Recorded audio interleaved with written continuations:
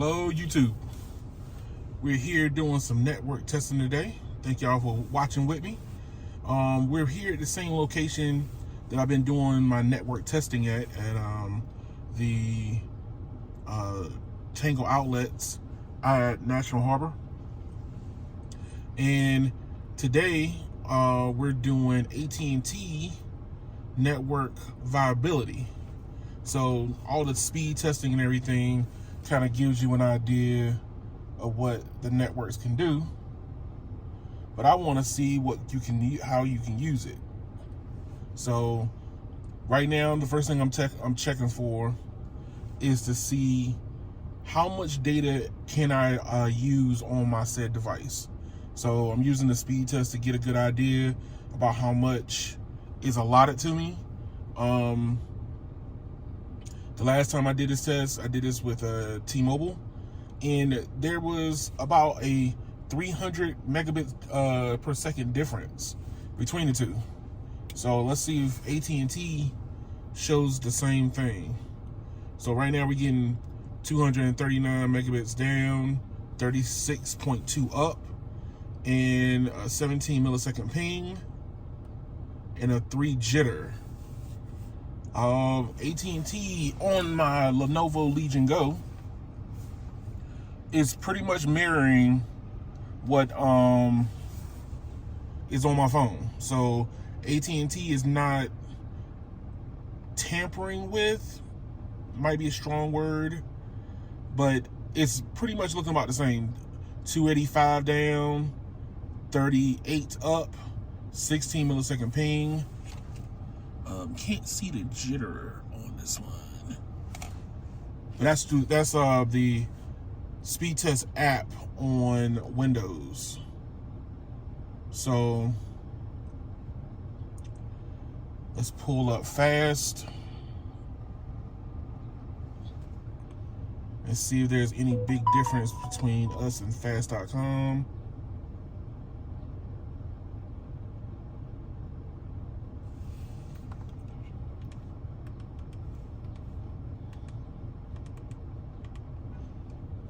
Let that finish real quick. So we're getting about 210.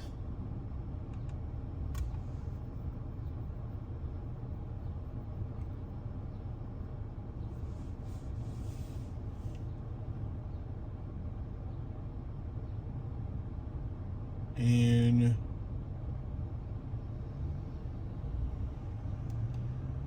I'm getting faster on my handheld than I am on the phone,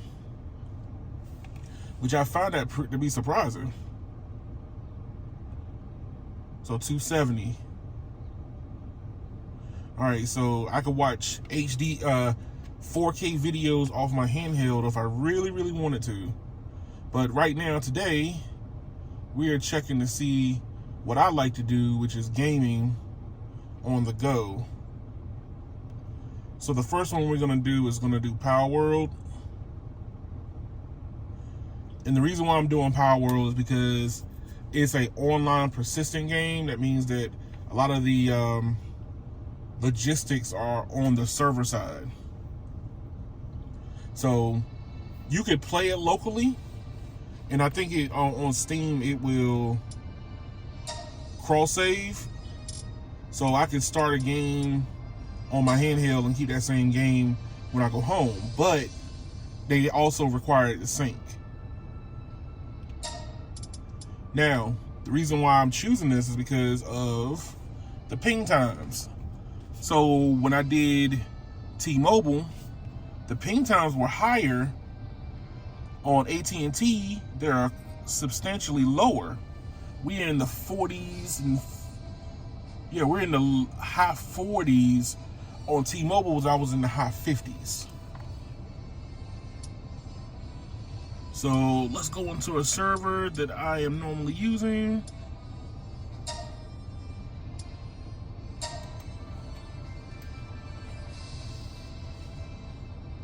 So this is the server I'm normally playing right now until they wipe the server again.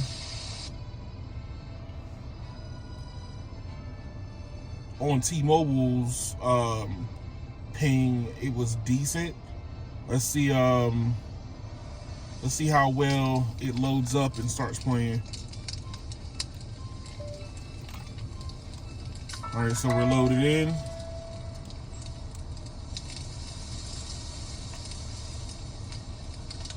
It looks pretty good.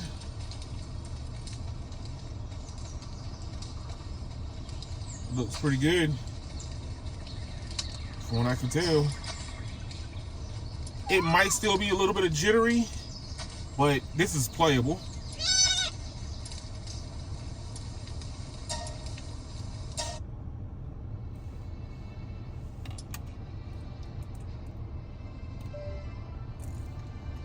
All right.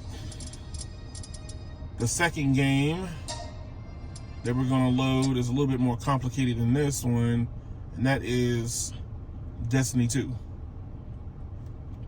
So I'm looking to see how long it takes for this to load, and this is another online persistent world game. So we're talking about a lot of the heavy lifting is done on the server side, which means that we are accessing the server via the cellular through the phone.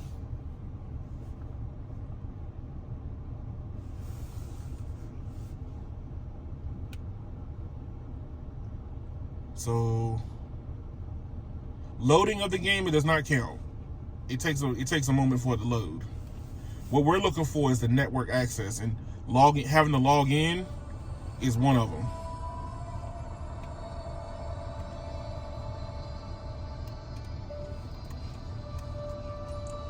All right, here we go.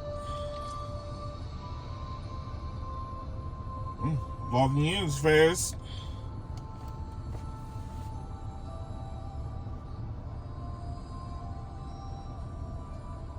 The next one I need to do is Verizon. I want to see how fast it loads. So T-Mobile did pretty good. On Power World, the server pings were a lot higher. It's not drastically high, but they're playable high. AT&T is showing the lowest pings so far. So we're talking about sub 40 millisecond to high 40 millisecond pings.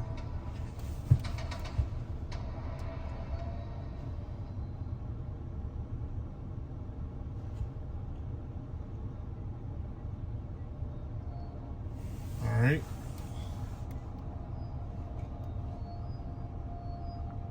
This is taking a little bit of time to load.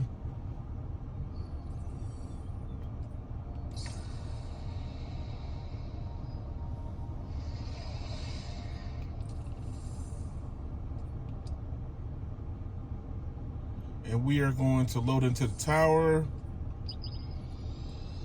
What we're looking for is any jitter or tearing where other people I'm interacting with, and even my character, starts hesitating. That's what we're looking for, because that's the information that we're receiving from the server.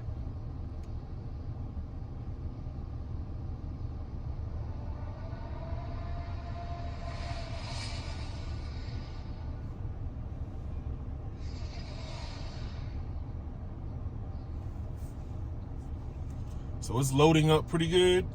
Like I said, this is completely playable from the looks of it.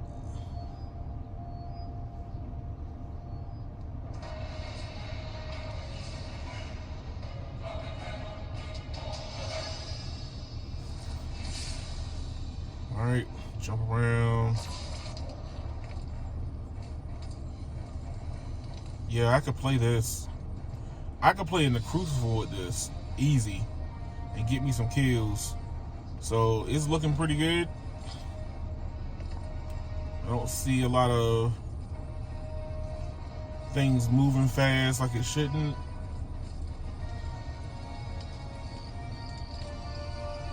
All right. So there you have it.